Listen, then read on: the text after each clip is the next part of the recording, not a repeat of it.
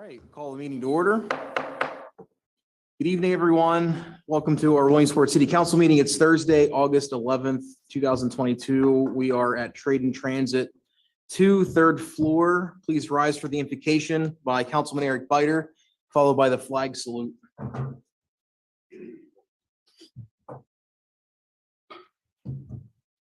Lord, as our community prepares for the arrival of many visitors from the international scene because of Little League baseball, we'd like to ask for their safety, for their guidance as they deal with the mountains of issues and logistics that it takes to put on such an event. We are thankful that it is here in our community, the birthplace of Little League baseball. In your name we pray. I pledge allegiance to the flag of the United States of America and to the republic for which it stands, one nation, under God, indivisible, with liberty and justice for all.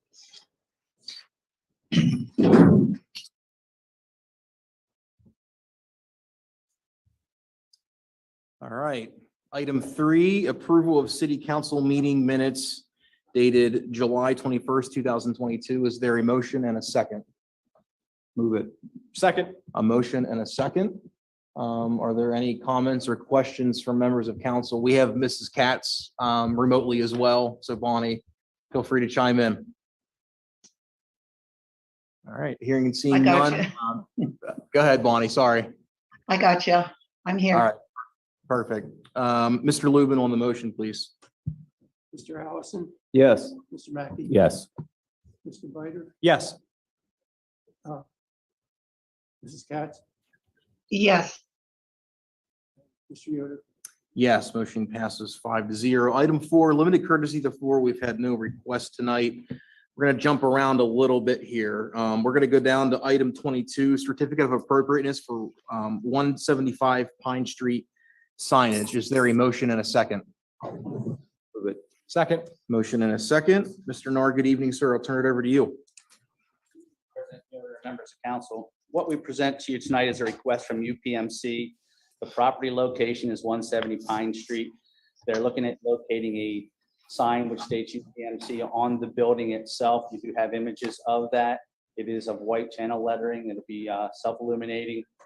And at this point in time, it went through Planning Commission. Planning made a positive recommendation, and I can answer any questions at this time. Thank you, Mr. Nar. Are there any comments or questions from members of council on this certificate of appropriateness? No.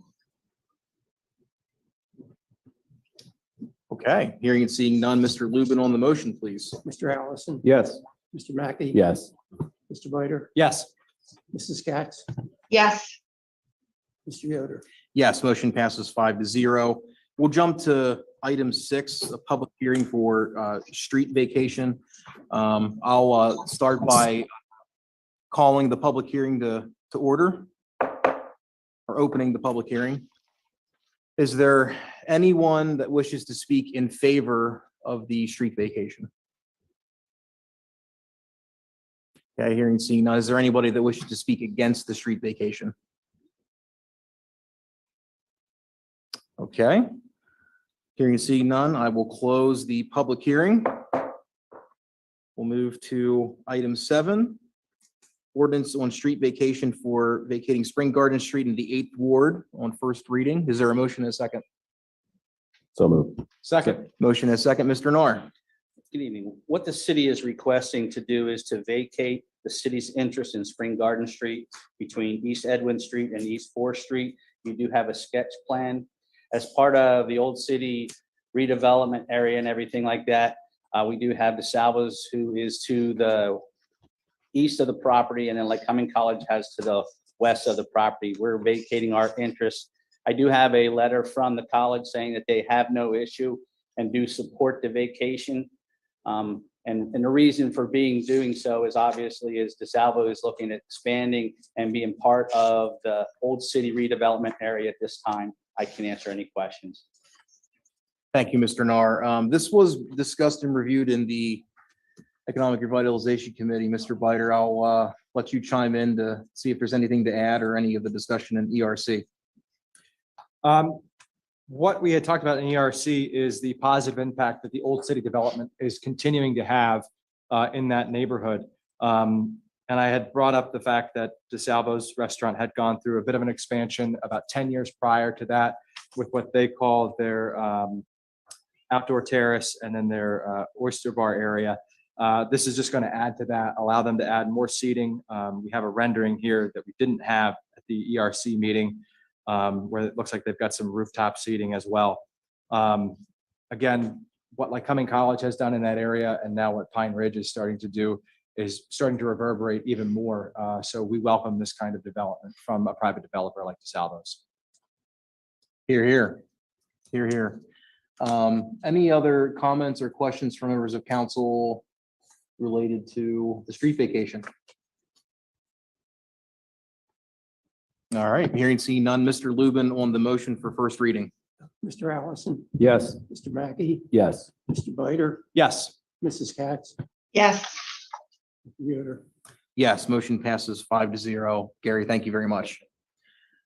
All right, we will move up to item 5, appointments. Norm, I'd like to do these one by one, so we could do a motion in a second for each individual one, correct? Yeah, however you want to handle it. Okay. Or can we do a motion in a second for all of them and do individual votes? It's easy, you might as well just do separate motions if you're going to Okay. do separate votes. Okay. So our first appointment is to the Veterans Memorial Park Commission, Rachel Potter of Newberry Street, a 3-year term commencing on August 11th, 22 and ending on May 14th, 2025. Is there a motion and a second? Move it. Second. Motion and a second. I believe Mayor Slaughter is with us remotely. I'll turn it over to him. Yes, good evening, Council President Yoder, members of council. What you have before you for your consideration is appointment to the Veterans Memorial Park Commission, Rachel Potter, to a 3-year term. Ms. Potter was unable to join the meeting today due to her work schedule. It's the same for this evening, but she is available, as I discussed in the committee meeting the other day, via email or phone, or Mr. Markley is happy to facilitate that as well if there are any questions for her. As I mentioned in committee, again, as with all of our volunteers, we thank her for her willingness to step up and join the Veterans Park Commission and the time that she will serve on that commission, and look forward to all of the good work that they have done for a long time and will continue to do at the park. Thank you. Thank you, Mayor Slaughter. I think all 3 of these were on the agenda for public safety, but I don't know if there was any discussion on any of them. John, do you mind speaking to that? Yeah, I mean, there was no major discussion. Yeah, we're just happy to have Rachel on board and appreciate her service for sure. So. Certainly. Any other comments or questions related to Ms. Potter's appointment?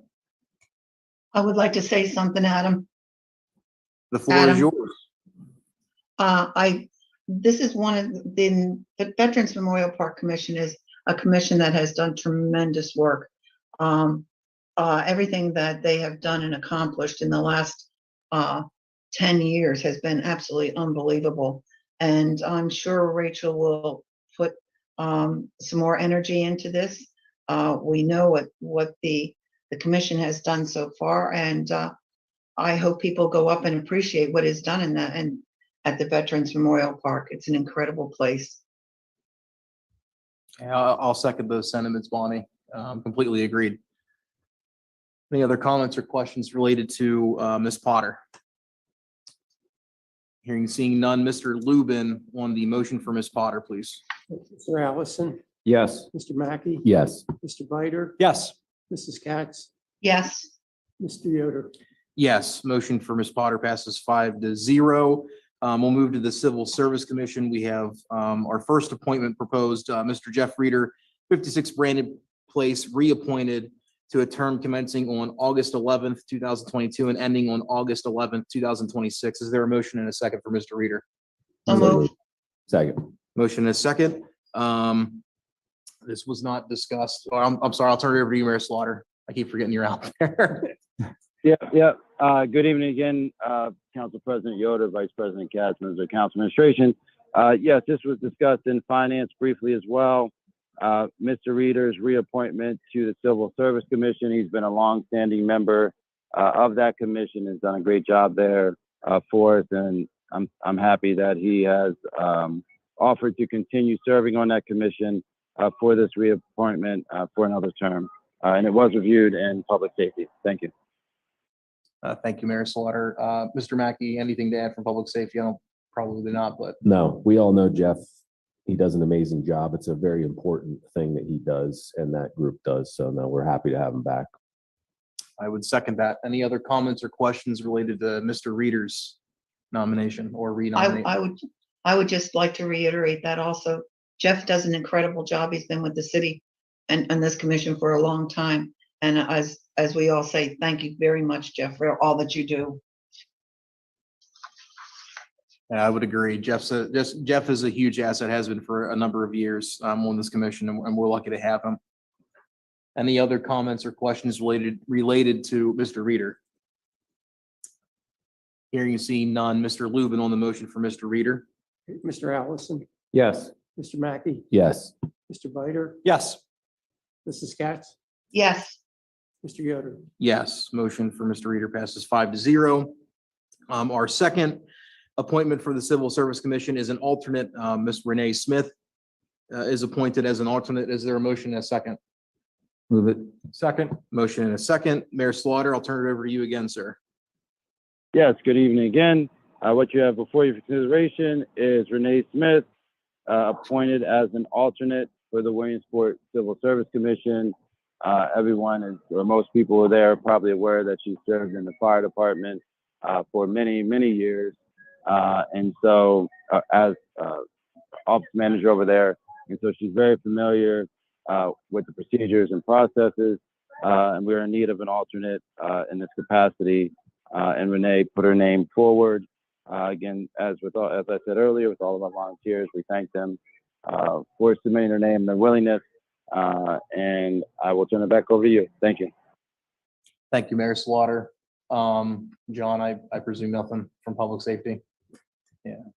Are there any comments or questions from members of council on Ms. Smith's appointment or proposed appointment?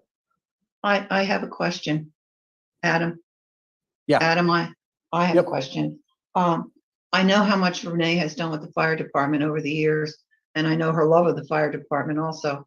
The only question I have, and this is for the mayor, would there be a conflict of interest being that Renee works with RBT at this point?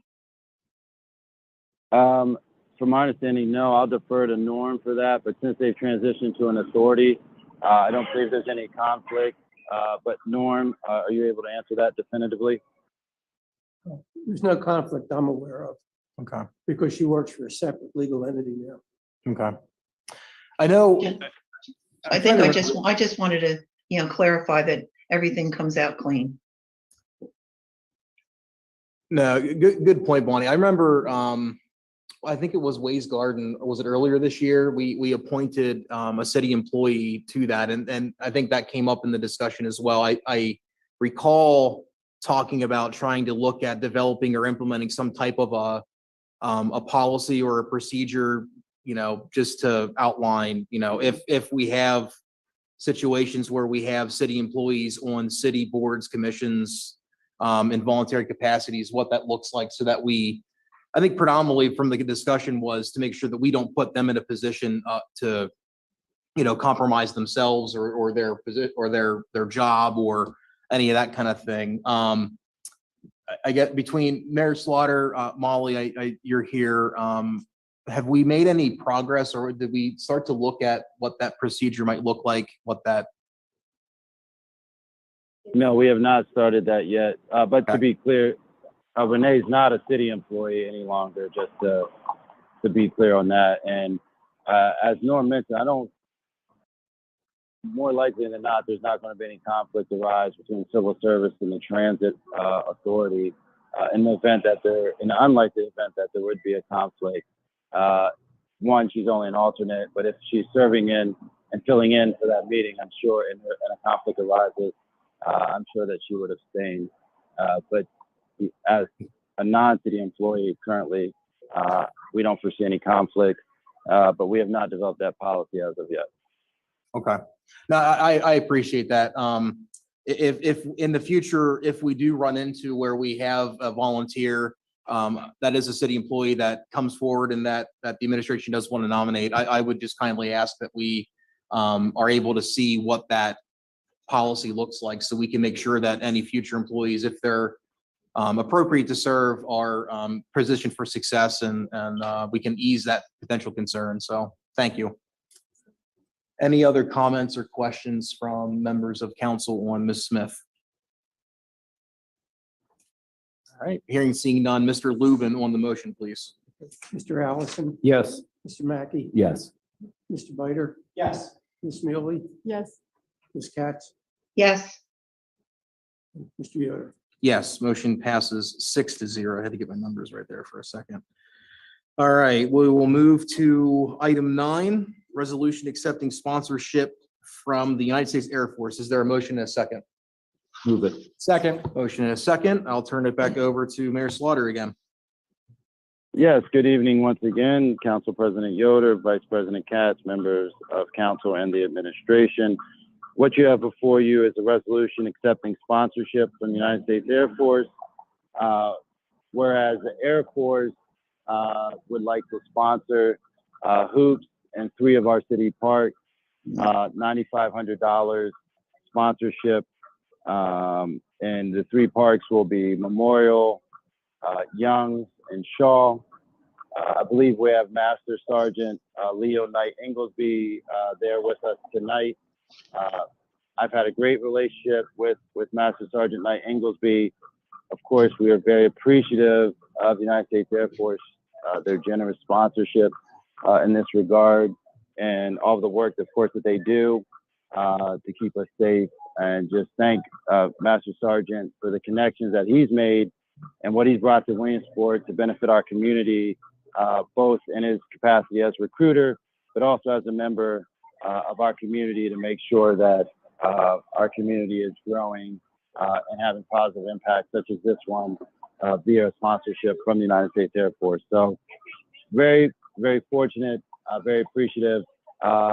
And if Master Sergeant is there, I'll yield the floor back to you, Council President Yoder, and then Master Sergeant Knight Inglesby if he has additional information to provide.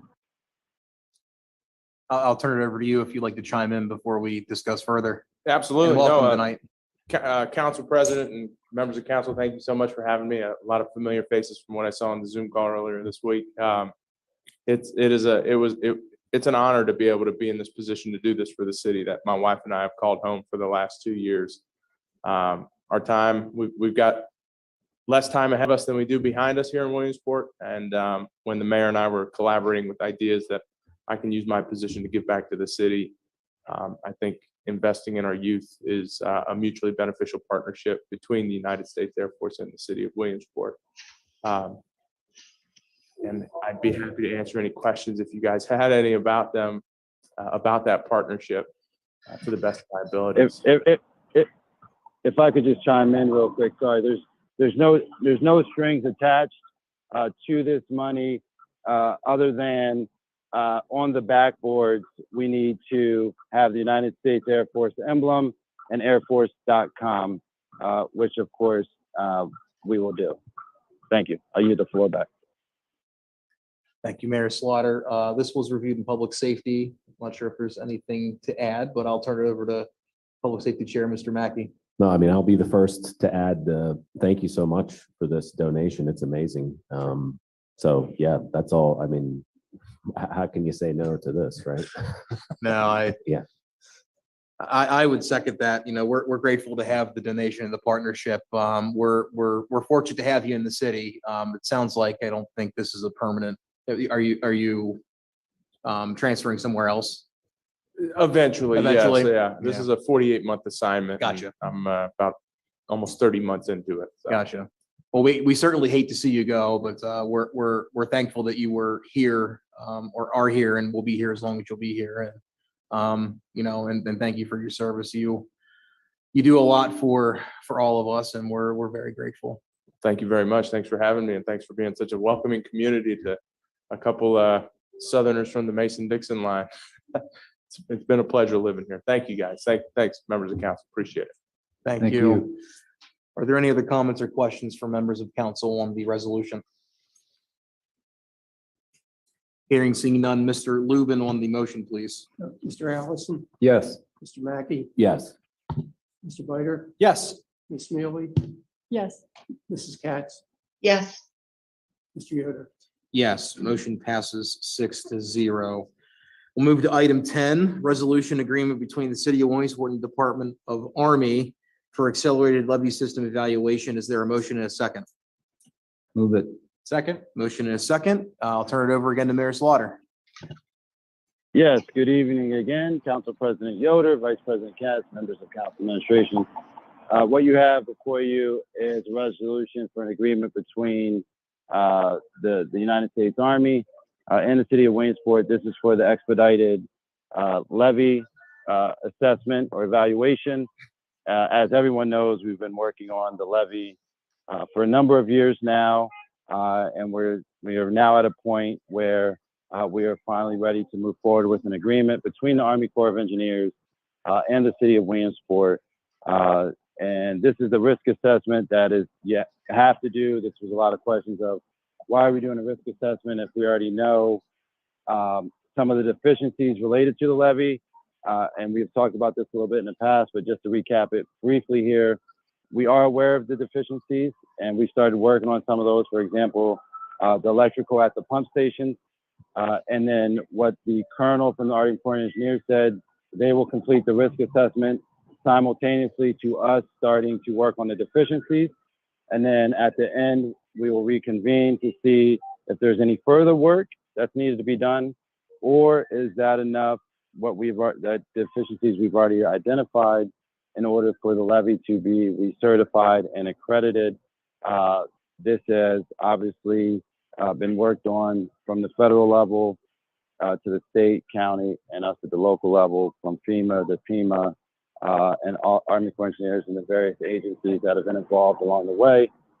This is a 50-50 cost share between the Army Corps of Engineers and the city of Williamsport. It will be somewhere in the vicinity of $480,000 for each of us. And I've worked with the chamber, and they have a $500,000 commitment a few years ago that they made at that time to the county for the levy. But Jason Fink from the chamber shared that those funds have not been used as of yet for the levy project. They have been identified for the levy.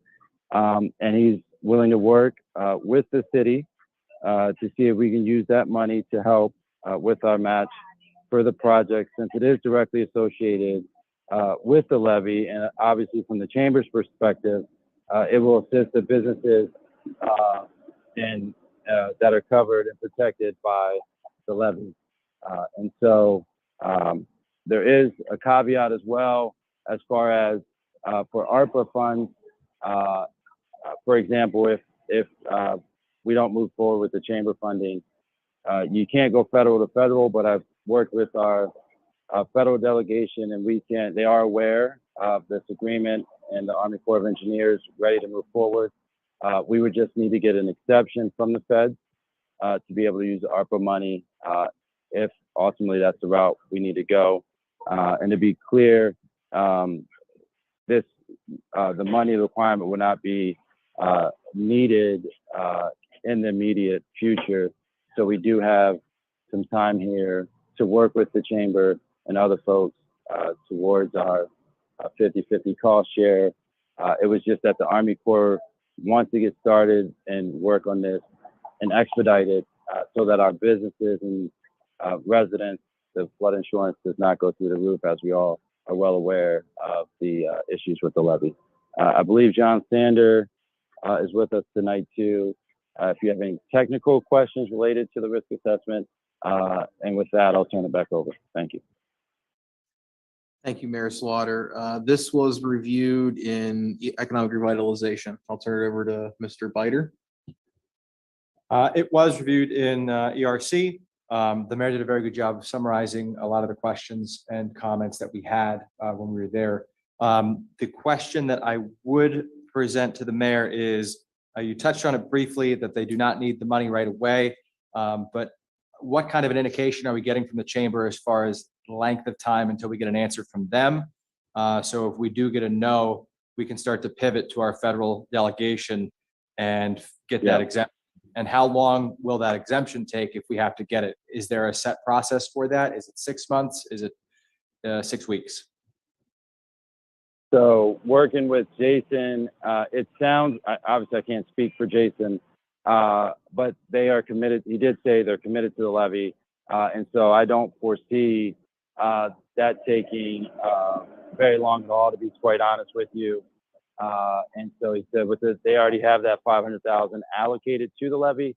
And so I think that we can move that along fairly quickly once if pending approval from council, and then goes back to the colonel for her signature. And then we can move this along. As far as the federal exemption and the length of time, I did not ask that specific question. If we need to go that route, however, I can find out what that time frame may be if we need to look into that option and get back to council with that answer. I would certainly hope we don't have to go that route, considering the chamber has that money set aside already, and they plan to expend it through the county. It's just going to be done through the city at this point.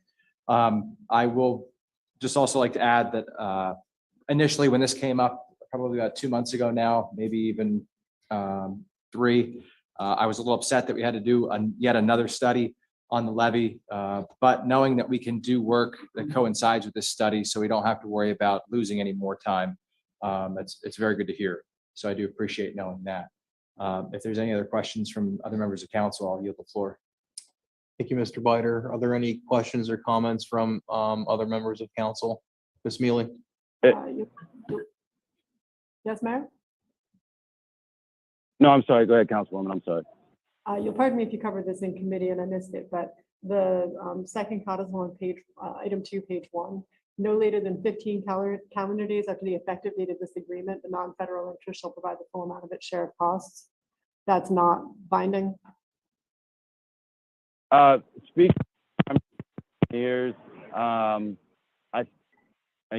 clearly can't speak for them, but they know the situation we're in, and they said that the main thing is that we get the agreement signed, and then we can work on the monetary side. So speaking with them, I don't believe it is binding. They know that obviously we're a municipality and they're the federal government, so it will get paid. They were just more so, and John Sander, Tom Keller, and myself had a meeting with the Army Corps Friday afternoon.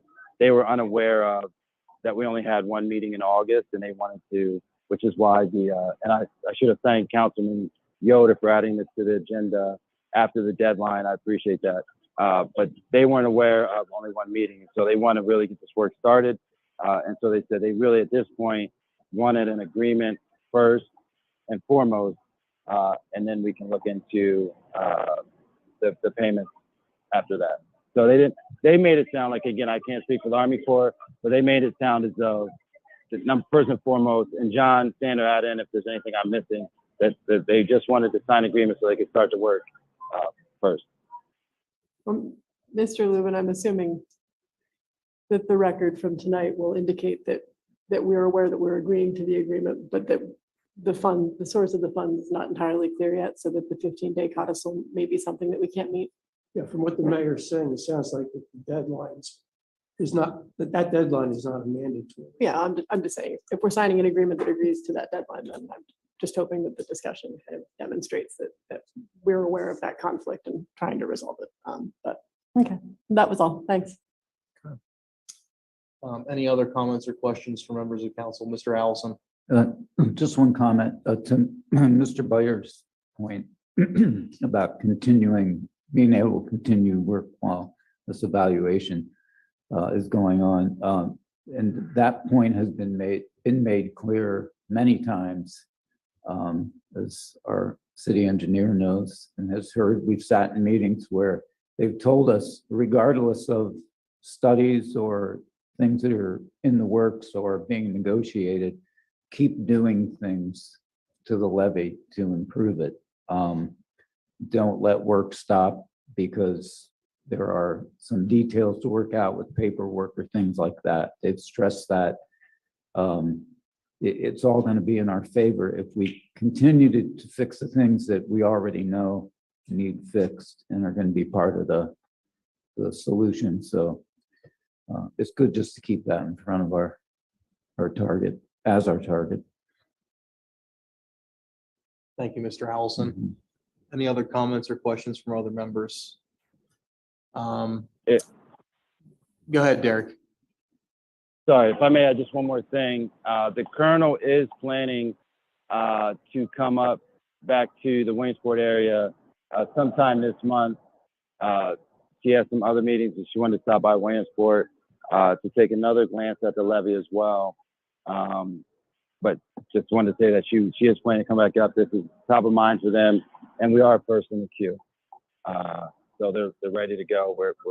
We're number one on their list, which is good news. Sorry, Councilman. No problem. No problem at all. One other quick question for you, Mayor Slaughter. Is there an actual resolution for this? Because I just see the contracts on my end. Yes, I did forward the resolution. Okay. I can re-forward it if Austin did review it on over the weekend and gave it. It's very simple resolution just to approve the agreement between the Army Corps of Engineers, the United States Army, and the city. But I can forward that back out to everyone if it was not received. I forwarded it to the city clerk. Okay, no, that's fine. I mean, it should be pretty straightforward. I'm more concerned about certainly the contract we have in front of us, but if we needed to make one here quickly, we could do that. So if you have one, that's perfectly fine for me.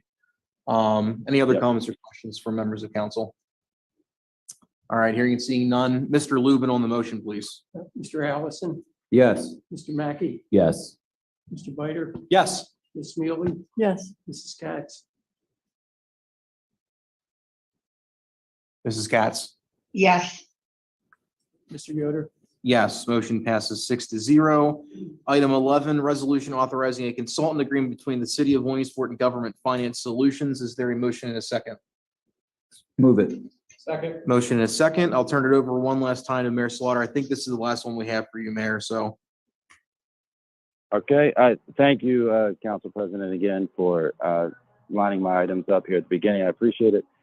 Yes, good evening. Once again here, what you have before you is a resolution for services between Government Finance Solutions and the City of Williamsport, Ms. Tracy Rash, and this would provide financial services in our finance office, and she is I'll let Councilwoman Mealy, but there were some questions during finance on Tuesday that I do have some answers for. I believe Ms. Rash is there tonight as well. But it was reviewed during finance, and I'll turn it back over to you, Council President Yoder, and then we can answer questions that I'm sure there will be moving forward. Thank you, Mayor Slaughter. I'll turn it over to Ms. Mealy from Finance. Sure. Derek, did you or Tracy want to address the answers to those questions from the Finance Committee out of the gate, or? It's up to them. Sure, we can. However, doesn't matter to me. It's somewhat up to you. I just was thinking that might be a good way to. Yeah, So sure. So few of the questions were, and I'll let Ms. Rash talk about what she's been working on and what she's been doing. I think she did a good summary of that during the Finance Committee on Tuesday. I believe it was Councilman Biter that asked what she'll be working on for the next 30 days, 60 days, etc. And that will be, and again, I'll let Ms. Rash speak for herself. I'll give a brief overview here and she can discuss it more in depth. But the reconciliation is first and foremost. We need to get our accounts reconciled with accurate information and accurate numbers. And a part of that also is the fact that RVT has transitioned to an authority as of July 1, working to reconcile their accounts so that we know as we do the separation, or we've already done the separation, but as we continue the separation of the finances, that the money that we're giving to the authority that is theirs is accurate, and then we get that reconciled and cut their check. She's been working closely with them on that front. So the reconciliations, without a doubt, first and foremost, are number one for her to work on. And one of the other questions is what does the invoice look like up until now? And so as of right now, $13,382.48. And then I think third, the question was, what are we using for Ms. Rash? And that will be the salary line item for that position, salary and benefits for that position. And again, I'll let Ms. Rash talk about some of the money, the unclaimed funds that were out there that could be put potentially towards her salary as well. And then also as she does the reconciliation, as she completes them and we get an accurate picture, that undoubtedly will then give us or provide us information of where we could, if needed, move any or come to council to transfer any money that may need to be transferred to cover any of the remaining salary if and when that would be needed. I think those were the three that I had written down. If there were more, we'd be happy to. And I will turn to Ms. Rash too for her to elaborate on anything further that I touched on. You captured it all. I think he was accurate. Okay. Okay. Yeah, so obviously the Finance Committee had several questions about this contract, which is, for one thing, retroactive, which is one of our concerns.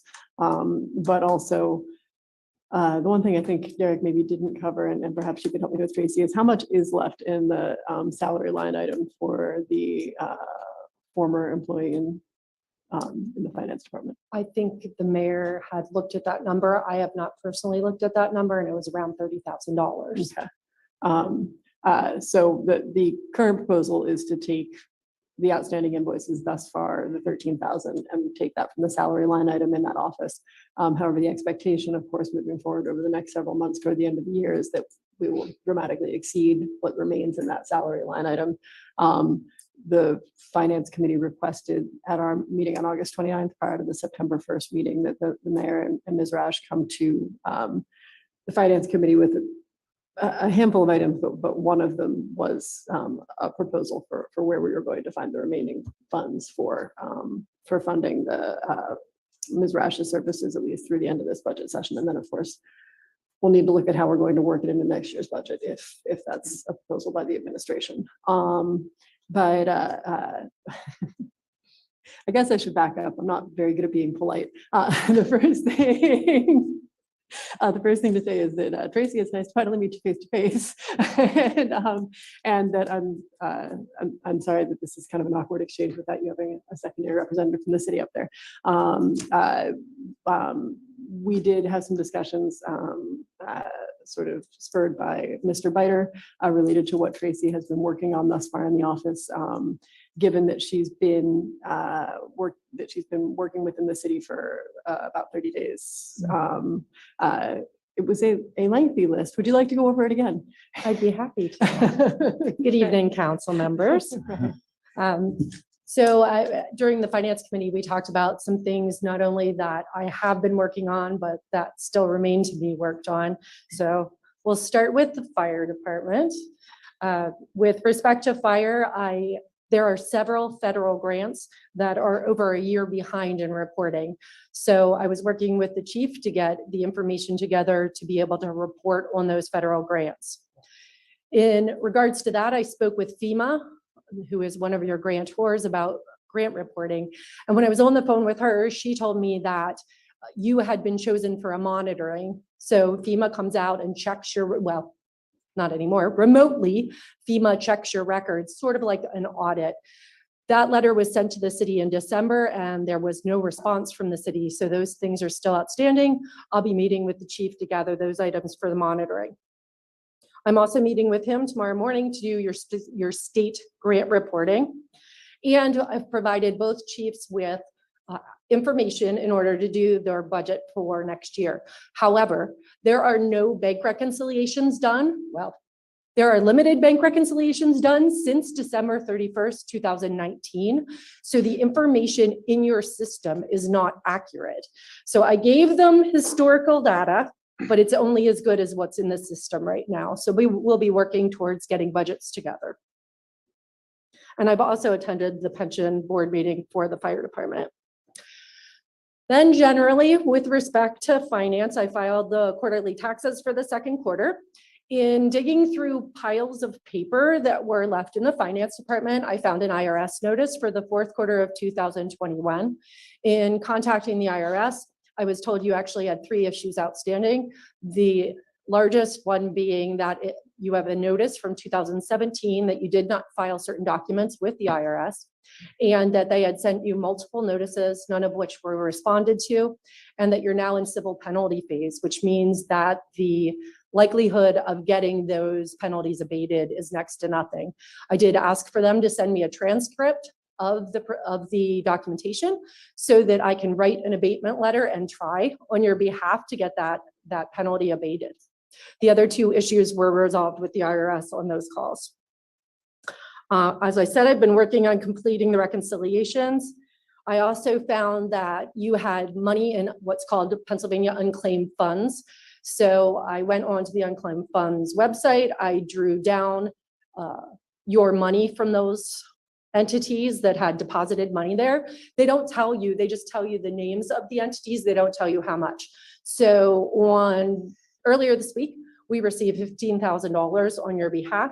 I also received 2 letters saying there's about $41,000 available to you. So I completed the paperwork to draw down those funds as well. I've been coordinating documents for litigation. I've been answering questions from department heads and vendors, digging through multiple piles of envelopes that are opened and unopened and invoices that are sitting around. I filed your annual PCORI filing. I've met with our VTA regarding their cash reconciliations, met with human resources and multiple individuals regarding pension, military buyback, and drop calculations. I responded to a state inquiry regarding your 2017 audit, where the audit was not complete. I was able to give them the information they needed in order to approve your audit. I met with several individuals remotely regarding cash management, and I've been working with M&T to get all of your accounts transitioned into the appropriate names. I've also been working on putting together a procurement policy, a formal procurement policy for the city. And I've met with software vendors for your accounting system because it is significantly outdated, and there are multiple reports that are unavailable to us in the current system. So I've been providing some feedback on those accounting systems. Yet to be done are the pension calculations and the military buyback calculations and the drop calculations. The 2019 audit has not been started yet. And I looked at some information on earlier this week and was unable to tie your 2018 trial balances to your 2018 audit. So that is going to be a challenge. Once all the reconciliations are done, then we have to go back into your records, find all the documents, and record all those transactions. I need to complete the budget worksheets for the non-general fund funds, and then continue to dig through the piles of paper that remain in finance. So as you can tell, there's a fair amount left to do in the finance department.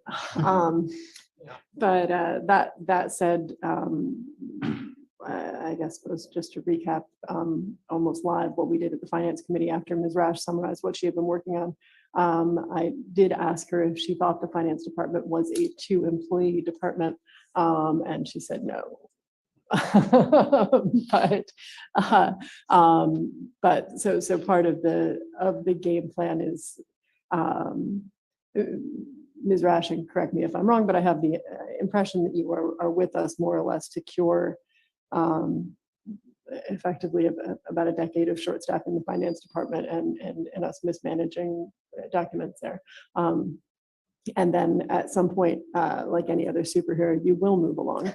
And so the job, I think, of the mayor and all this is to figure out, and of council is to figure out how we put the finance department together, what it looks like, what we can afford, and how we make certain that we meet our obligations in the finance department in ways that we haven't necessarily been meeting in the past,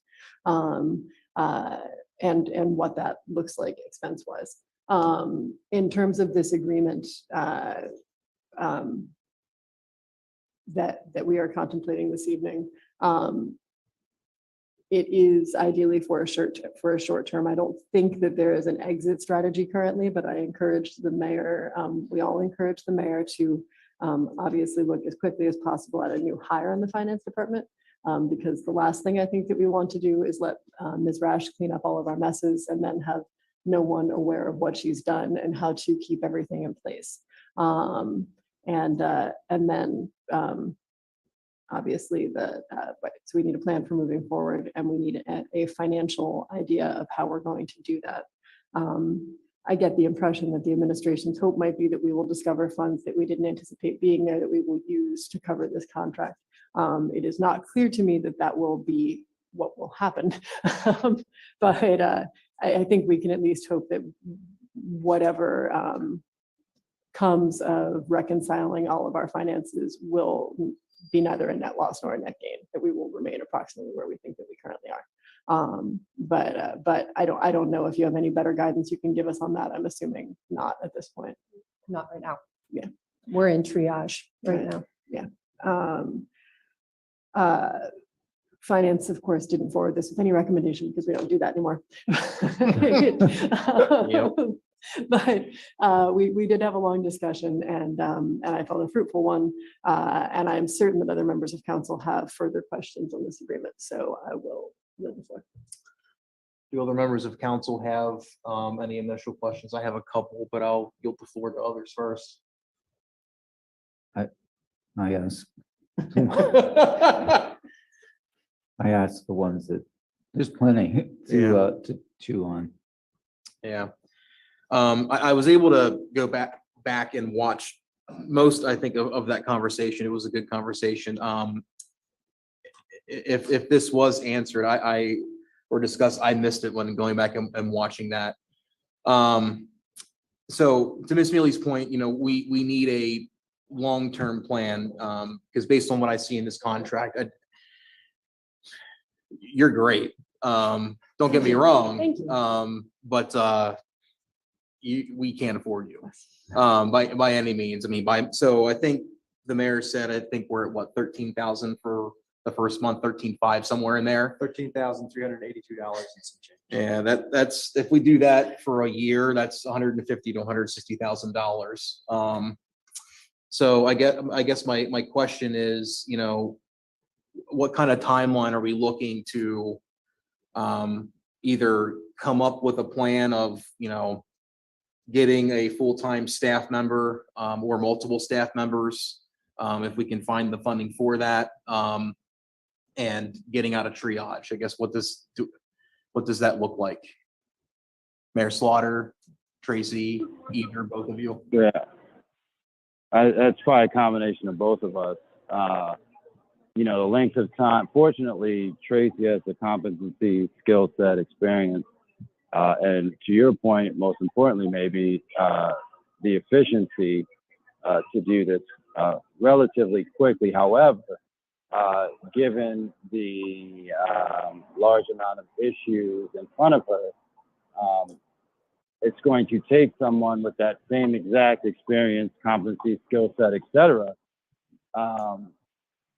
to do this, regardless of if Tracy's in that position or not.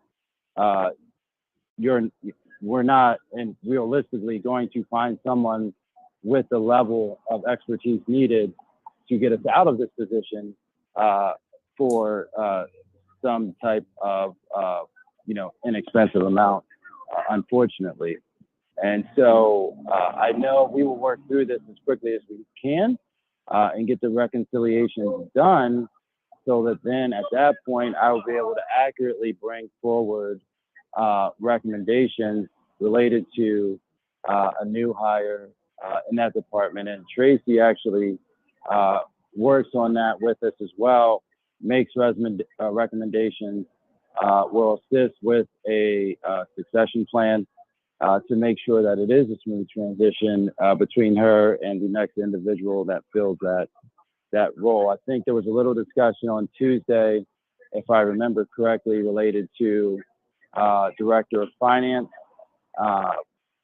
Currently, we do not have a Director of Finance, and I've been researching other third-class cities, and I mentioned it on Tuesday. We are in the process, myself and Molly, I've spoken with her a little bit about that, to come up with what we feel would be an accurate recommendation for council related to a salary for Director of Finance. I will say at this point, and I've talked to just about every third-class city for the most part, the average is somewhere right around, and I don't have it in front of me right now, around $102,000 for that position over the various third-class cities.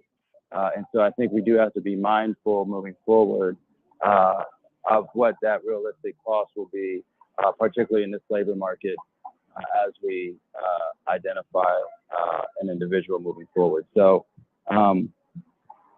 we will bring that recommendation forward. And I think first and foremost, we have to get the accounts reconciled so that we know accurately what money we have, and then we can make recommendations based off of those numbers at that point. And so it's sort of it's a chicken and egg scenario. I guess we have Tracy here, and her cost is her cost, but I don't think we can believe that we could get someone right now to do all the things that were just listed. Like, you're not going to get an intern in college or someone fresh out of college to do that work that's going to have the capacity and skill set to do that.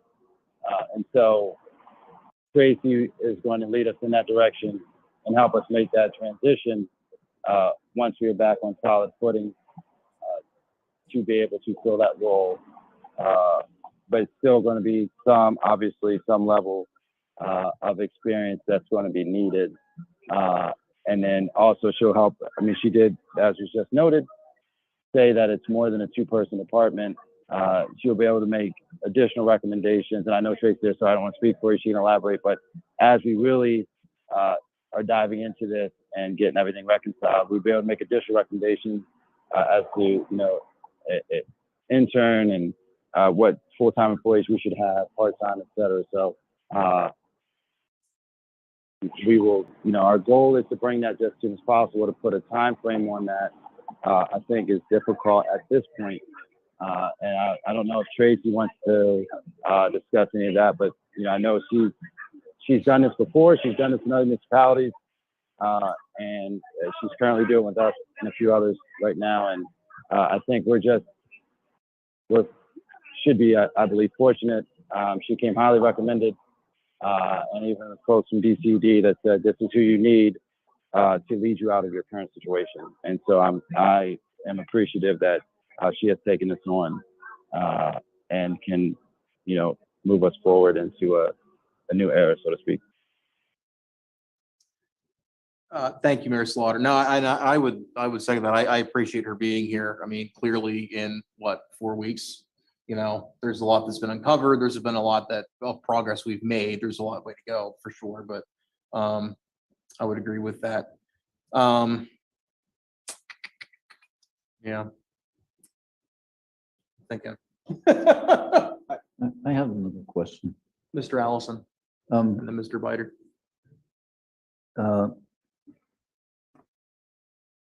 It's kind of a subjective question to answer, but where do we fit on a seriousness scale of the scope of this compared to other environments you've been in or what you've seen? It's a challenge. You're in a very challenging position Yeah, because you're trying to make decisions to go forward without having accurate information right.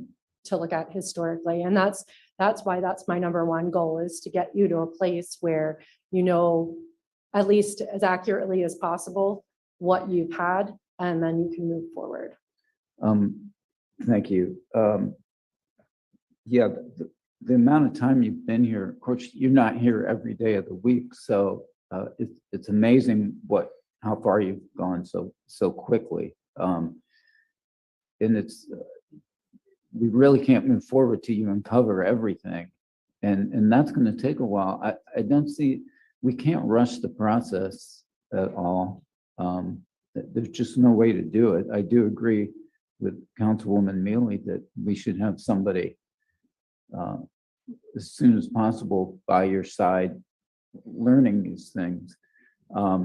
But on the other hand, this situation mirrors a lot of other things that we've seen over the past few years that have been uncovered since Mayor Slaughter's taken office. And the depth and the scope of these has been overwhelming. But one of the things we've seen all along is as we've transitioned from longtime employees, and most of whom did a very good job while they were here and didn't leave uncovered problems. We got used to unrealistic financial circumstances. We talked about this a little bit in finance, and that the amount of money we were paying, the salaries, the level of them was not realistic as far as it didn't keep up with the times, and people out of the goodness of their heart served the city and worked here to keep things moving ahead.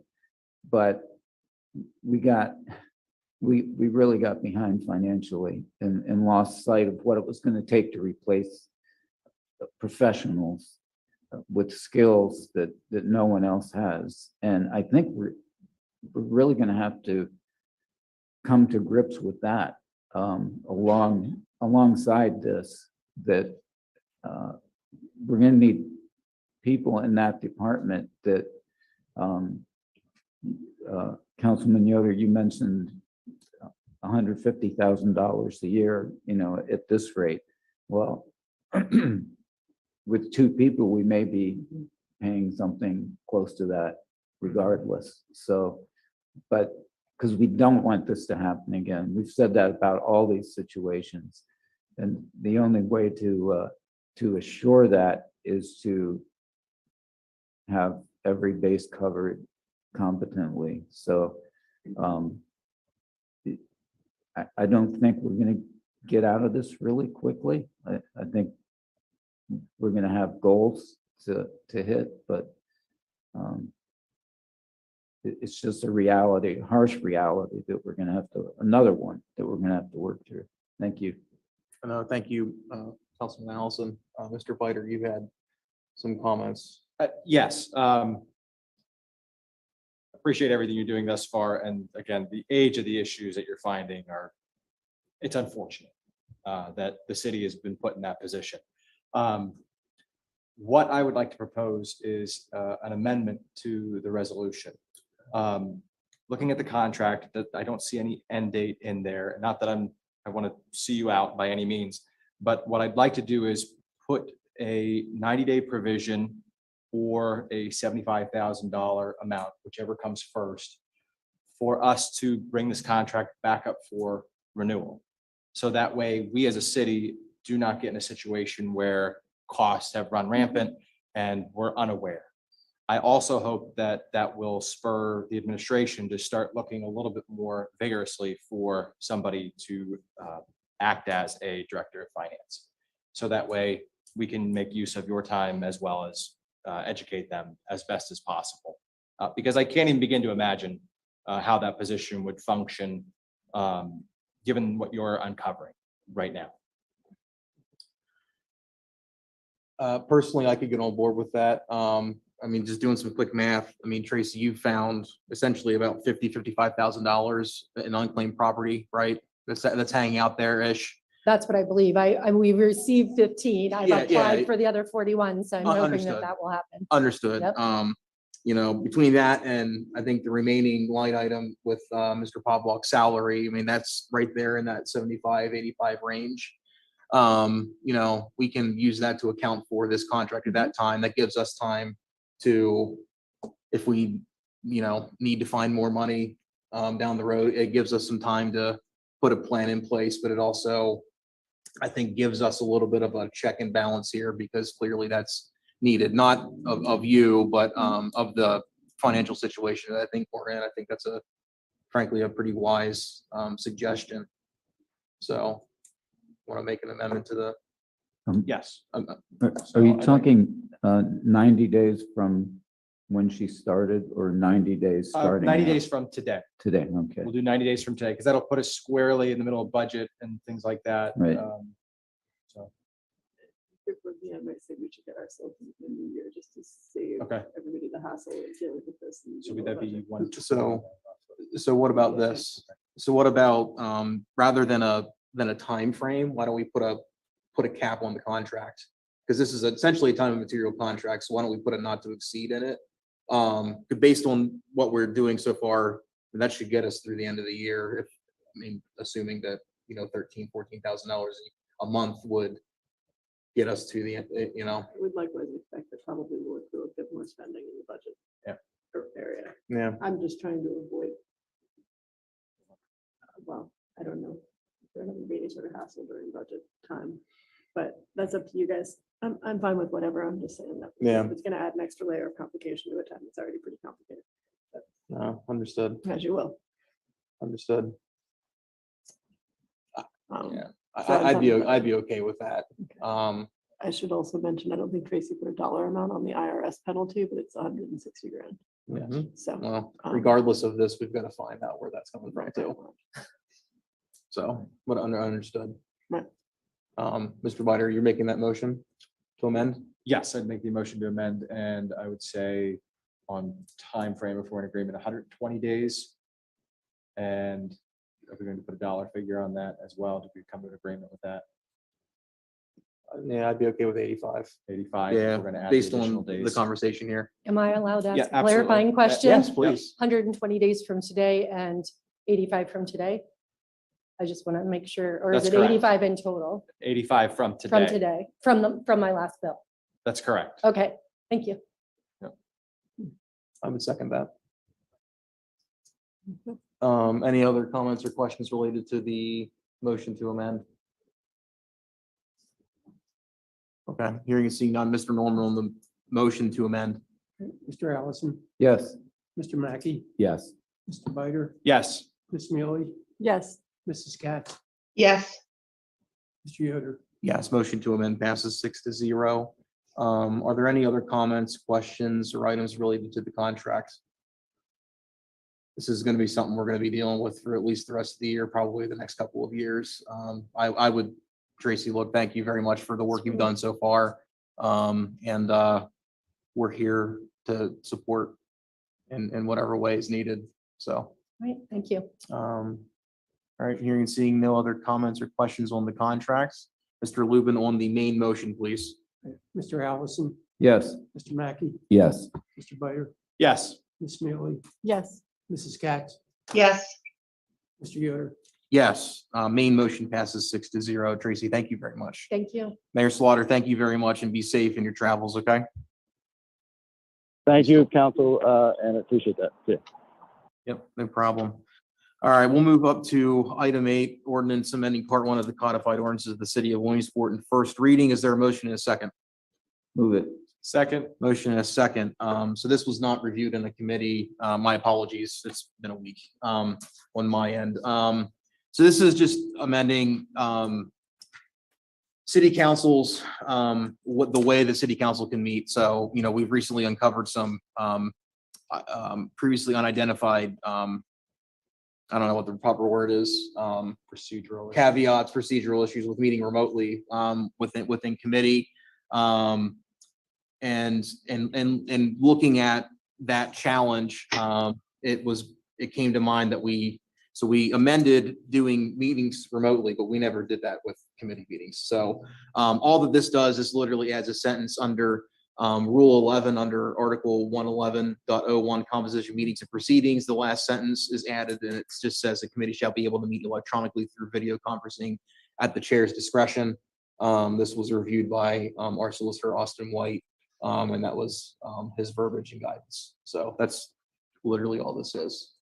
Are there questions or comments from members of council on this? Again, my apologies for not sending this to a committee, but it's pretty straightforward as well. Hearing and seeing none, Mr. Lubin on the motion, please. Mr. Allison, Yes. Mr. Mackey, Yes. Mr. Byer, Yes. Ms. Mealy, Yes.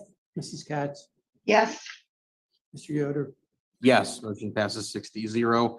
We'll move to item 12, resolution authorizing an MOU between Williamsport Bureau of Police and Commonwealth Charter Academy. Is there a motion and a second?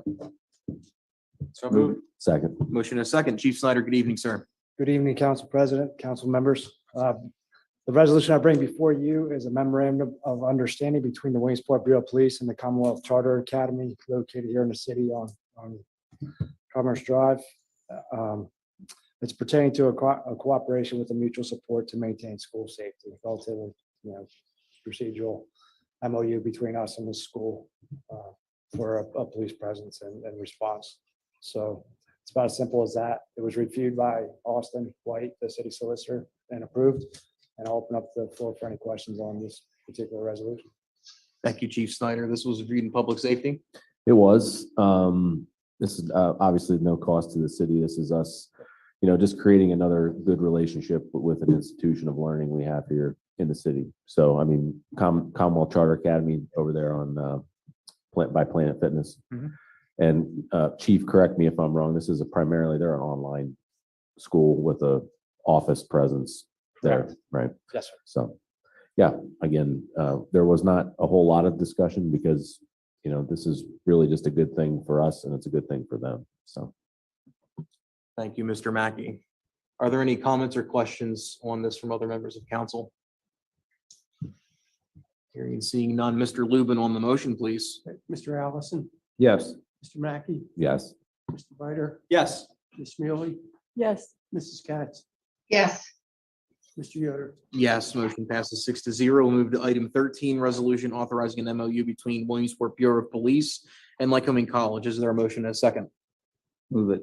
Second. Motion and a second. Chief Snyder, good evening again. Good evening. This is another resolution I bring before you. It's a memorandum of understanding between the city of Williamsport and Lycoming College pertaining to conducting a collaborative community survey project in which Lycoming College will administer and analyze a survey of residents regarding the Williamsport community's perception of Williamsport police. So in an effort to identify our strengths and weaknesses on the department, we're soliciting the help of Lycoming College and their students and staff to help do a survey of the community, and then we can compile the stats and information, learn what the perception is overall of police, and identify what we need to work on, educate on, and open up conversations between us and the community. So it'll allow us to work on providing a better service to the community. So this also was reviewed by Austin White, our city solicitor, and I'll open up the floor for any questions that you may have. Thank you, Chief Snyder. This was also reviewed in public safety. It was, yeah. And Councilman Biter, you said you're tired of paying for surveys. Well, this is one we don't have to pay for. Another great collaboration with a local college here, Lycoming College. The work should be done by summer of 23. We should have all of the information back to us, and it's going to be a really great tool for the police to use to see what they're doing right and what they're doing wrong as far as the public perception is concerned. So yeah, this is a great thing. And I'll be voting yes for it. Thank you, Mr. Mackey. Yeah, I would second that. I think this is a great thing.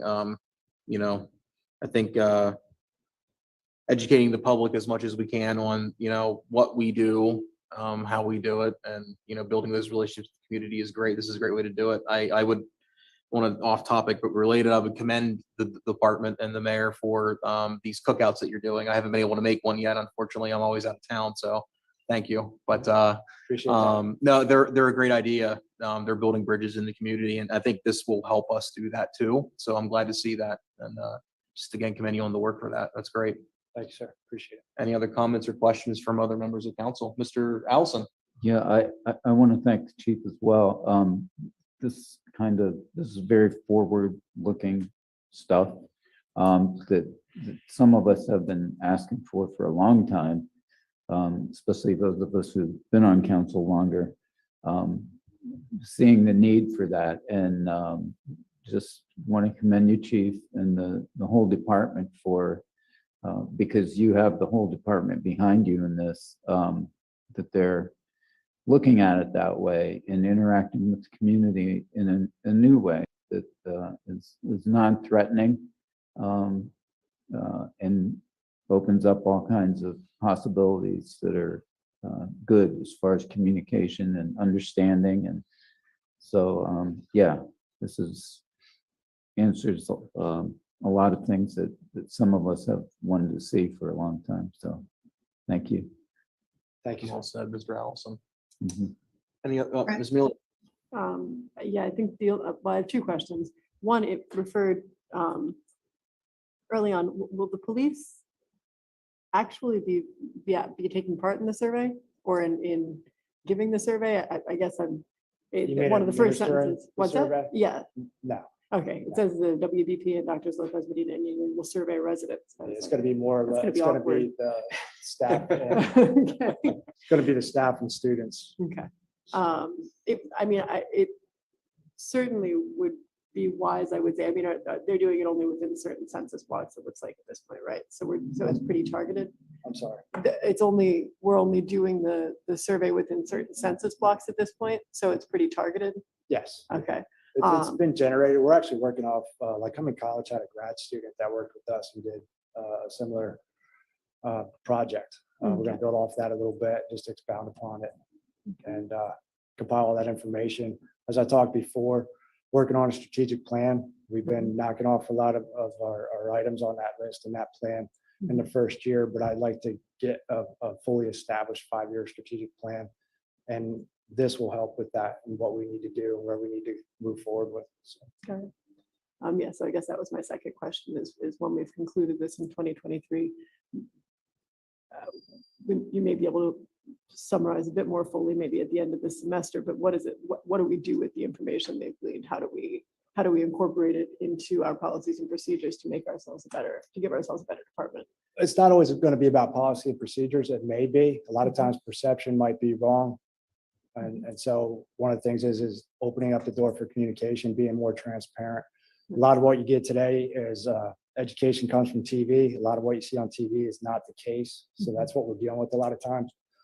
And that was part of the with these outreaches that we've been doing. And it's been opening up the community lines of communication for that education, because we get a lot of times that everybody thinks procedurally things are done as they see on TV, and that's not always the case. So that's part of it.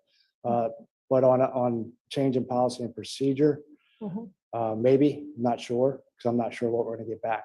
Right. But we established a bunch of questions from what was your interaction with the police, and on a scale, what was the professional? Was it a professional interaction, not professional, or neutral, whatever it may be.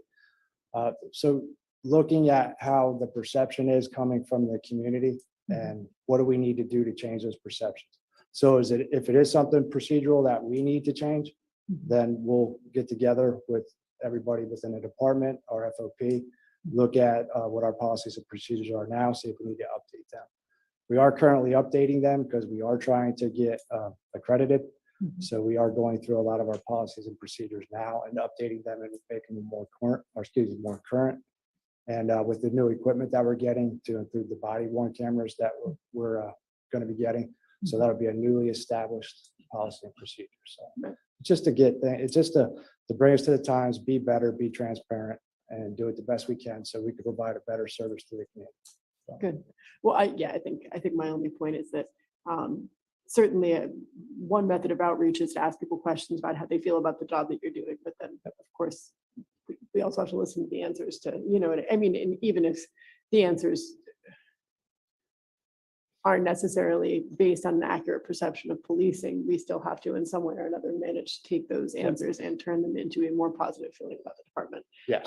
So I'm not sure whether the two professors involved in this will also maybe help us to synthesize a response, whether that's be a marketing-based response or a change of policy response. But that I think that's something we sort of need to look toward when we complete this is okay. So here's our baseline, and then right, what's our 5-year plan? But also right, what steps do we need to take, and how can we most effectively deal with that? So anyway. It's exciting to see the department engaging in this sort of outreach in the community.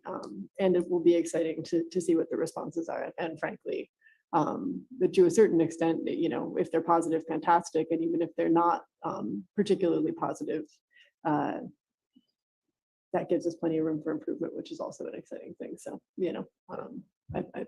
either way, I think it will work to our benefit. The intent is to take that information that we compile, and I want to put it on our website, on Crime Watch, and put it out there, let everybody see, compile that, and then Okay. work from there, be very And then ask for transparent. more input, I suppose. But yeah, that's great. That's fantastic. I'm glad that everyone's doing it. Thank you, Chief. Yes, thanks. Mrs. Katz, did you have a question? It's not a question. I just think it's wonderful that we're using the college as one of our assets. Between Lycoming College and Penn College, I don't think we utilize the talents that are there to begin with enough. And to have Lycoming College conduct this survey, I think is wonderful. Chief, I'm just interested, who came up with this to begin with? It was something I came across, looking, no better way to find out how we're doing than going out and asking. So just a survey I've been trying to put together. We compiled a bunch of questions, trying to put together the best questions. So it's a work in progress. So it's going to be my first time doing this. So might be some bumps in the road on the way, but I'm hoping the end result is a good one. So. Oh, I think it's going to be wonderful. And, there's also, every time you do something new, there's a learning curve involved anyhow. But I'm just thrilled that you're using the college, and the college is participating in a city function at this point.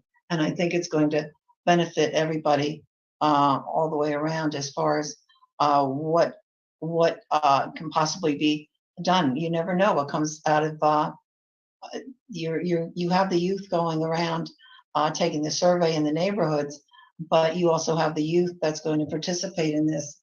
And let's face it, youth has a lot of creative ideas. So I think this is wonderful, and thank you very much. Thank you, ma'am. Any other comments or questions from other members of council? Hearing and seeing none. Mr. Lubin on the motion, please. Mr. Allison, Yes. Mr. Mackey, Yes. Mr. Biter, Yes. Ms. Mealy, Yes. Mrs. Katz, Yes.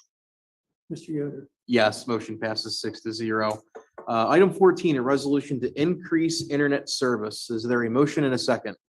Move it. Second. Motion and a second. Good evening, Mr. Black. How are you, sir? I'm doing well. Thank you. Council President, council members, you have before you a resolution to upgrade our internet service through Comcast to better facilitate some of the things that we're wanting to do down the road. And an increase in our upload speed necessitates us. I mean, because of what we're wanting to do, we have to do this. You're looking at a monthly recurring cost of $659.95 or a yearly cost of $7,919.40 This was reviewed by Mr. Lubin and the Finance Committee. Thank you. Was this reviewed by the finance committee? Okay. I completely missed that. Yeah, anyway, I'll turn it over to finance. Thank you, Ms. Mealy. Well, the primary point discussed in finance was the fact that prior to executing this contract, if we choose to do so tonight, our internet service has been free. Hmm. Anything under 35 megabytes of upload. I'm sorry, I can't hear you. You said it was anything under 35 megabytes of upload. That's Or not currently about megabytes, what we're at that's right not now. at all Yeah. What I meant to say, but anyway, yeah. Yeah. We're going to 100. We need about 50, and 35 is free, and 100 costs us 600 a month. So. But it's also a dedicated line. It's guaranteed at that speed. The other is maybe 100 down that you're pulling up and maybe 35 going up at best. Mhm. This is flat, 100 both ways, no questions asked. Right. Upside, downside. However, the primary point is that to utilize the WatchGuard cameras effectively, we need at least 50 up, and we can't guarantee that without increasing our internet service. So we're putting this into the IT budget. In some ways, perhaps it should be more appropriately under the police budget, but that's not how it works. But when we're bearing in mind the cost of the various and sundry services the city acquires, the major reason to increase our internet service speed was the body cameras that are effectively becoming a requirement of policing now. So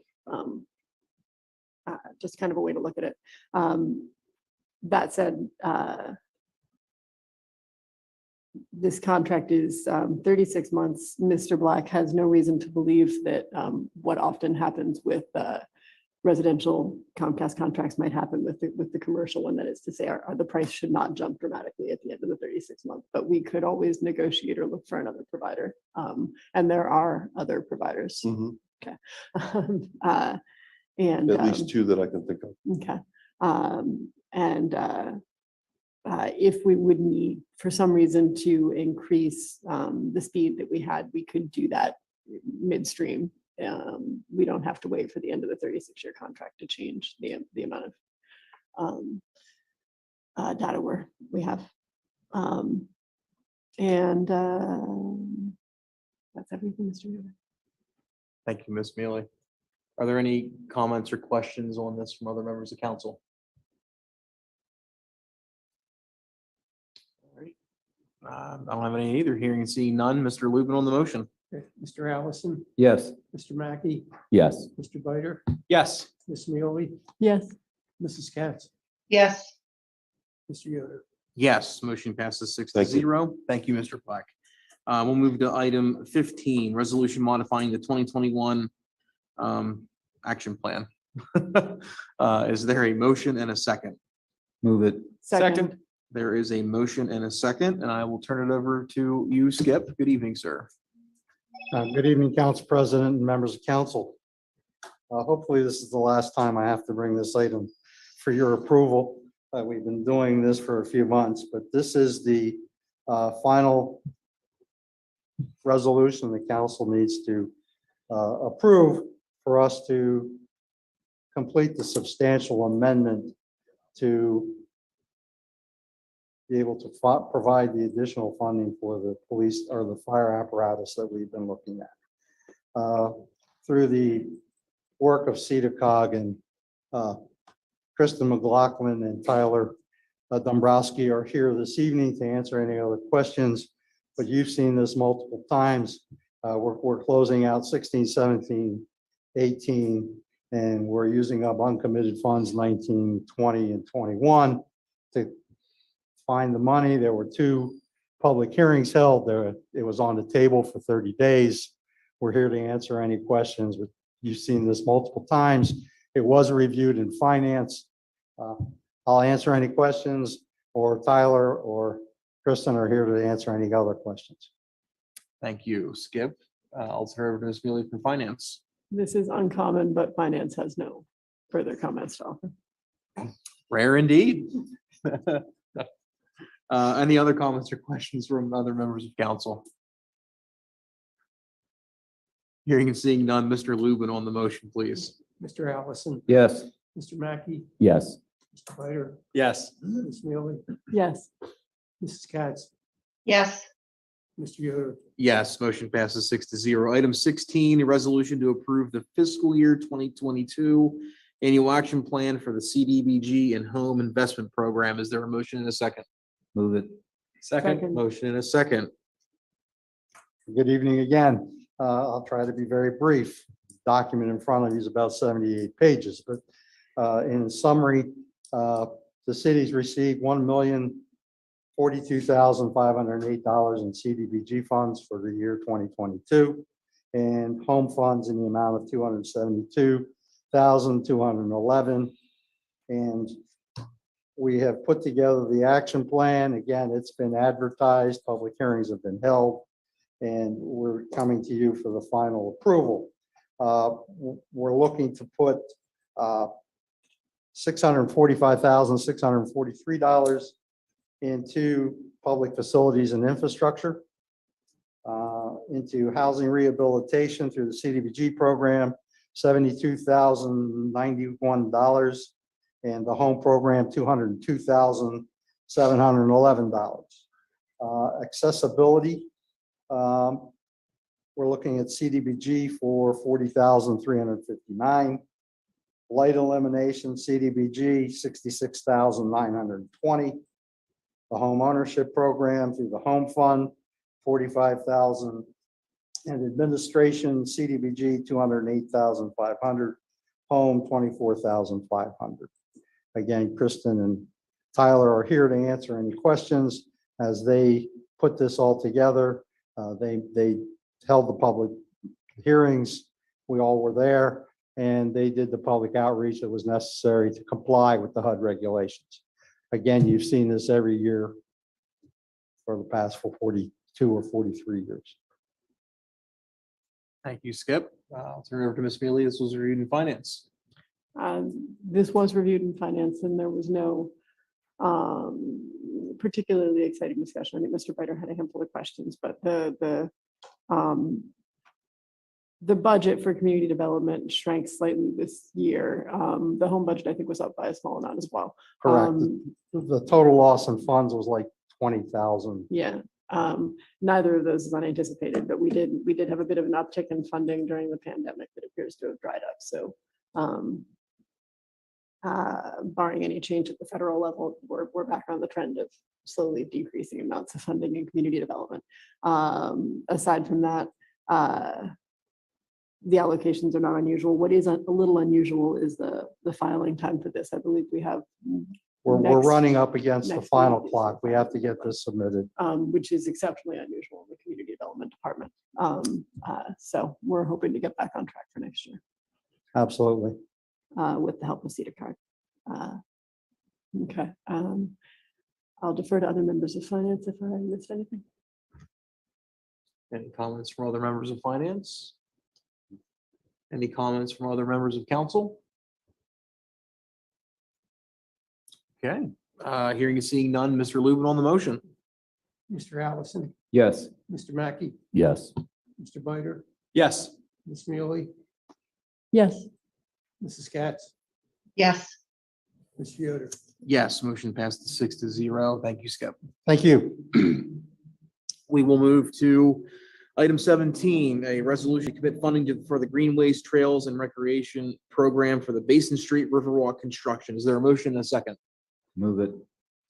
Second. Motion and a second. I'll turn it over to our city engineer, John Sander. Good evening.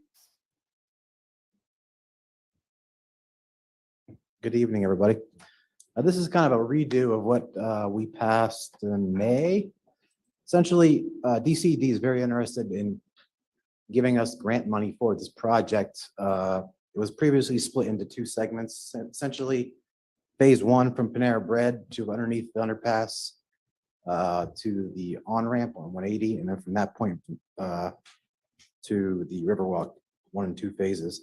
They said, let's combine the project into one total project, and that's what I'm here for today. So what DCD is asking is we are applying for a GTRP grant for the maximum amount of $250,000 with a match of $142,056 from the city. Exact same project. They just want, we needed a resolution to promising the match funding. So this was reviewed in ERC yesterday. Thank you, Mr. Sander. Yes, this was reviewed in the Economic Revitalization Committee. Mr. Biter. It was reviewed in ERC. Again, Mr. Sanders mentioned that this was discussed in a lot of detail back in May.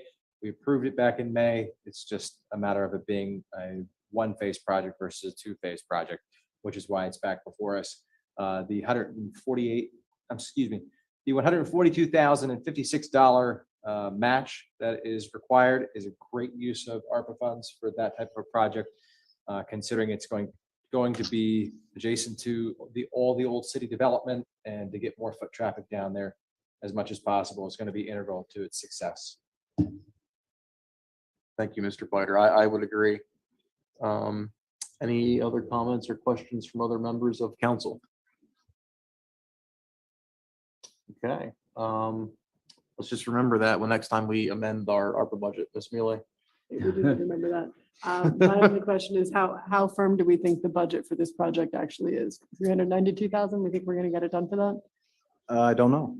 I don't know. Okay. In fact, with costs all over the place, I'm not sure. Yeah. I get, but this grant is maxed out at 250, you said, correct? This grant is So- maxed out at 250, so anything over it would be on us. Right. Okay. That's what just what I wanted to clarify. Thanks. Duly noted. Any other comments or questions? Hearing and seeing none, Mr. Lubin on the motion, please. Mr. Allison, Yes. Mr. Mackey, Yes. Mr. Biter, Yes. Ms. Mealy, Yes. Mrs. Katz, Yes. Mr. Yoder. Yes, motion passes 6-0.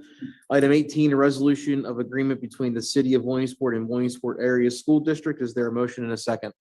Move it. Second. A motion and a second. I'll turn it over to you again, Mr. Sander. Yes, thank you, President Yoder.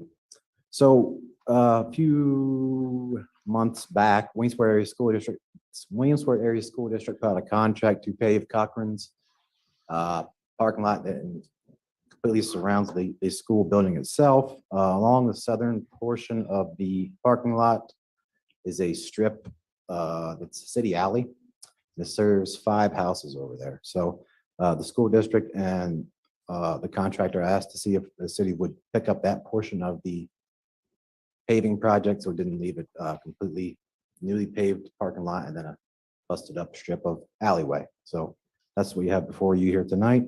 What you have is an agreement that the Williamsport Area School District solicitor pulled together, and this was reviewed by Mr. Norm Lubin, and it's in the amount of $7,004. Yes. This was also reviewed in the ERC. Thank you, Mr. Sander. ERC, turn it to you, Mr. Biter. This was reviewed in ERC. I couldn't remember if it was finance or ERC, forgive me. They blend together. I get it. Sometimes. It was reviewed in ERC. This is a project that's already done. Shame on us if we were to say to Williamsport Area School District, too bad, thanks for paving our street, and stick them with the bill. But you had mentioned this is getting paid for through out of liquid fuels. And the money that we're saving because of the utility work being done at inlets through the water authority will help pay for that cost there as well. Correct. So. Thank you, Mr. Biter. Are there any comments or questions from other members of council? Hearing and seeing none, Mr. Lubin on the motion. Mr. Allison, Yes. Mr. Mackey, Yes. Mr. Biter, Yes. Ms. Mealy, Yes. Mrs. Katz, Yes. Mr. Yoder. Yes, motion passes 6-0. Thank you, John. Thank you, everybody. We'll move to item 19, resolution authorizing City of Williamsport Public Works to utilize ARPA and Memorial Pool funds for the pool membrane at Memorial Pool. And I'll certainly note that 19 and 20 read the same, although they are two different resolutions. There's two different options that we have. Mr. Livermore, I'm sure will walk us through both of that, but we'll start with item 19. Is there a motion and a second? Move it. Second. Motion and a second. Should we be discussing, I just have a procedural question. Should we be Sure. discussing these both at the same time if we're making the decision on that? So, Mr. Livermore can go over item 19, but if he recommends we actually do item 20, he can recommend to us to vote that down, and we can vote for that one or vice versa. So That's fine. Yep. Mr. Livermore. Good evening, members of council. It's nice to be confused on this. So the resolution authorizing the city of Williamsport and Public Works Department to utilize ARPA funds for memorial pool membrane. Resolution on 19, we're talking about the difference of $1,080.73. It reads the same as 20. My recommendations are to go with number 20. But I'll read the option 1 on 19. So it's a 60-40 split with ARPA expenditures of $76,711.09. And to take out of the pool count would be $51,180.73. That's 40%. This is all based off $127,000 and $951.82. That was the 60-40 split that was discussed back in December. My recommendation is to go with the option 2, which is number 20, which is ARPA expenditures at $75,666.82. That will leave $50,000 in the pool fund. This was reviewed by Austin White, and this was reviewed in finance too. Thank you, Mr. Livermore. This was reviewed in finance. Ms. Mealy? This was indeed reviewed in finance, and the difference between the two resolutions coming out of the pool fund was a total of $4,000. So we said that to us, it didn't really make a huge difference. I said I had a slight preference for leaving $50,000 in the pool. So I'm happy to support item 20. Just to be clear, the resolution in our packet, and I thought I saw another one come in from you, Mr. Livermore, but now I can't find it, is for $52,291 from the pool fund, and you said 75,000? Yes, and to leave 50K in the pool account, 75, 660.82, and to take out 52,291. Got it. Because the last document that I have has a 93,000 total, but that was prior to some an amount paid out of the city that we weren't aware of. So, okay. Yeah, we didn't see a big difference there. As long as the numbers match up to what we owe, then great. Okay. That was all. Okay. Just to clarify, so your recommendation is to approve the second one? Yes. Okay. Correct. All right. So his recommendation is to vote this one down, approve the second one. Okay. Any other comments or questions from other members of council on item 19? Okay. Hearing and seeing none. Mr. Lubin on the motion. Mr. Allison, No. Mr. Mackey, No. Mr. Biter, No. Ms. Mealy, No.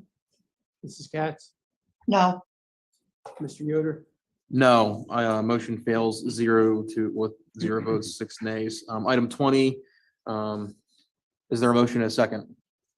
so moved. Motion and a second. The resolution reads exactly the same. Mr. Livermore. Yeah, this one is my recommendation Okay. that I just explained. All right.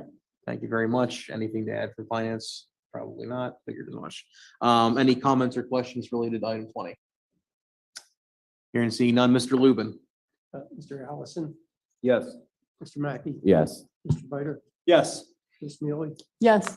Mrs. Katz, Yes, Mr. Yoder.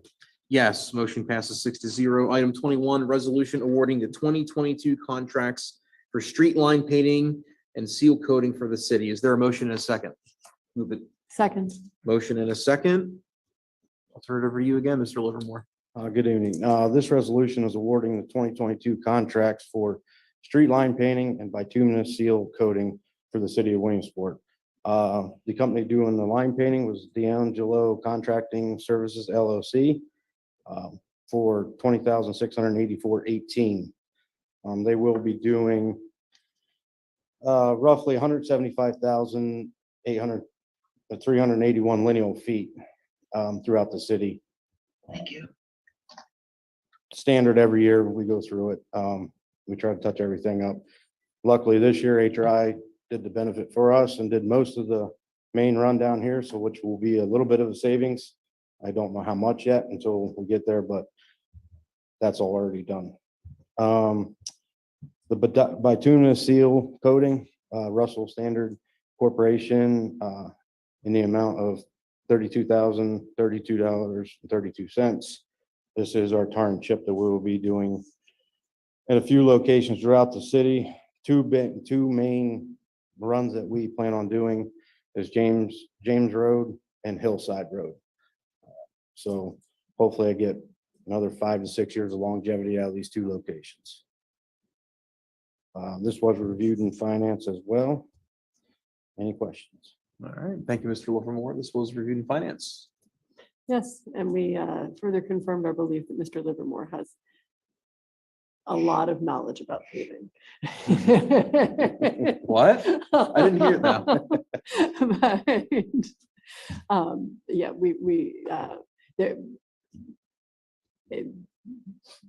the costs are up as the costs are everywhere, but aside from that, this is the standard contract. Really, the only comment was mine, and actually ties in nicely with the item that Mr. Sander just brought to us about the Greenways Trails and Recreation Program grant. I have advocated passionately a handful of times now for the city striping bike lanes in our community with using ARPA funding over the next several years to create and maintain a network of bike lanes in the city that would help us to safely lead Lycoming College students to the Riverwalk, and would also help us to ideally guide all of our citizenry to safely use bike lanes instead of some relatively unsafe cycling practices that I see happening around the city as I drive, walk, and bike. Unsafe cycling practices I myself engage in from time to time. We could alleviate all of that. If we are looking at creating better access to cycling paths and walking paths in the city, it would be an opportune moment when we do this again next year to look at also adding bike lanes that make it easier for people to access those recreational opportunities. But that was all. Aside from that, everything's pretty straightforward. Thank you, Ms. Mealy. Any other comments or questions from other members of council? Here you see none. Mr. Lubin on the motion. Mr. Allison, Yes. Mr. Mackey, Yes. Mr. Biter, Yes. Ms. Mealy, Yes. Mrs. Katz, Yes. Mr. Yoder. Yes, motion passes 6-0. I don't think I missed anything. Anybody out there? No, I think we're good. Okay. Item 23, except for filing, we have the Finance Committee meeting minutes from July 1st and July 19th, 2022, ERC from March 3rd and June 8th, 2022, the Controller's Report from May 2022, and the Water and Sewer Authority minutes from June 22nd, 2022. Is there a motion in a second? Move it. Second. Motion in a second. Any comments or questions related to the minutes we're accepting for filing? Hearing seeing none, Mr. Lubin on the motion. Mr. Allison, Yes. Mr. Mackey, Yes. Mr. Biter, Yes. Ms. Mealy, Yes. Mrs. Katz, Yes. Mr. Yoder. Yes, motion passes 6-0. Item 24, announcements. Our next regular city council meeting will be on Thursday, September 1st. So there is another 3-month gap at 7 p.m. here at Trade and Transit 2. Upcoming meetings, Tuesday, August 16th, 6:30 p.m. our HARB meeting. Wednesday, August 17th, 10 a.m. Blighted Property Review Board. Thursday, August 18th, 10:30 a.m. Zoning Hearing Board. Wednesday, August 24th, 11:30 a.m. Redevelopment Authority. Tuesday, August 30th, 11:30 a.m. Public Safety. That should be Wednesday, August 31st, correct, John? Public Yes, Safety moved to Wednesday. 1 p.m. and so back on Tuesday, August 30th, 1 p.m. Finance, 2:30 Public Works. Wednesday, August 31st at 9 AM is ERC. Public safety at 11:30, correct? And we have an O&E pension meeting at 3:30 PM, not AM. And thank you, Ms. Mealy. And then Thursday, September 1st, 7 PM is our next city council meeting. Are there any comments or from members of council as we conclude the meeting? Mr. Mackey? I mean, not that anybody needs reminded of this, but we have a big couple of weeks coming up here in the city. A lot of great events. I would just ask that everyone remain patient and understand that your ability to move around the city might be hindered from time to time, especially when it comes to parade day. Chief Snyder, I was late today, so I didn't get a chance to grab that see something, say something flyer from you. I don't know if you can speak to that real quick. We've had officers going around downtown specifically handing out this flyer. And I think what we are looking for is any help that we can get from the public when it comes to spotting suspicious activity, no matter how frivolous you might think it is. And Chief, I'll let you speak to that a little bit more. Yeah, we're just implementing a see something, say something initiative for both the public and the business district. So essentially, for the public, we're talking and putting out a flyer that we have. It's did you see something suspicious around the city or during Little League or any of the Little League events? Then say something to local law enforcement to make it right. We have report suspicious activity by calling 1-888-292-1919 or email at tips@pa.gov. It's TIPS@pa.gov. Just want to reiterate the difference between suspicious activity and active criminal activity. If you see active criminal activity, please call 911, not the tip line. So we do also have see something, say something for the business districts, or a little bit different. So looking for suspicious activity. And what we're looking for, surveillance, elicitation, tested security, funding, requiring supplies, suspicious persons out of place. If you're seeing some rehearsal or dry runs, deploying assets. So, I mean, I can get a little bit more into them. It's a flyer that we put out there, but it's also about reporting it. And again, suspicious activity versus active criminal activity. So making sure you understand the difference between two. If you have something actively going on that's criminal in nature, please call 911. If it's something suspicious in nature, we do have some a number like I gave you and a tip line. So there's also, but I guess I'll leave it about that. So if you have any questions about it, I can elaborate a little bit more on some of it. So Thank you very much, Chief. Very much appreciated, and it's a great initiative. thanks. And thank you, Mr. Mackey. Any other comments from other members of council? Are there any other comments from the administration? Mr. Nar. Just a reminder for city residents that the city's no longer accepting brush pickup at the curb. If it is out there, they will be required to remove it. They will pick it up next year, but at this time, we will no more brush pickup for this year. So just to reiterate, in case you didn't hear Mr. Nar, there will be no more brush pickup in the city this calendar year, correct? Correct. Thank you, Mr. Nar. Any other comments from the administration? Okay, any comments from members of the public? Okay, any comments from the news media? I don't think there is anybody here, so. All right, we'll take a motion for adjournment. Move it. Second, all in favor? Aye. Aye. Good evening, everyone. Meeting is closed.